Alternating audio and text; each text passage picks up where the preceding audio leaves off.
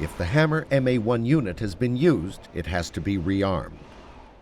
The rearming kit provides all necessary components. Place the Lifejacket on a flat surface. Hold the cylinder through the fabric.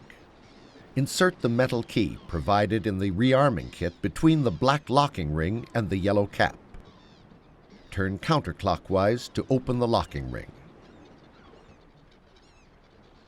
Turn the locking ring further by hand and lift off the cap. Squeeze the sealing ring. Remove the inflator body. Check the indicator on the new inflator body. The indicator should be green. Insert the inflator body with the cylinder pointing upwards inside the jacket. Make sure the sealing ring rests on the adapter around the 4 lugs. Check the new cap to ensure that the indicator shows green.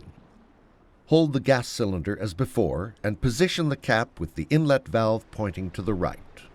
Press firmly into the inflator body and turn the locking ring clockwise into the lock position. After rearming, always inflate the jacket through the oral tube and check that it stays inflated overnight.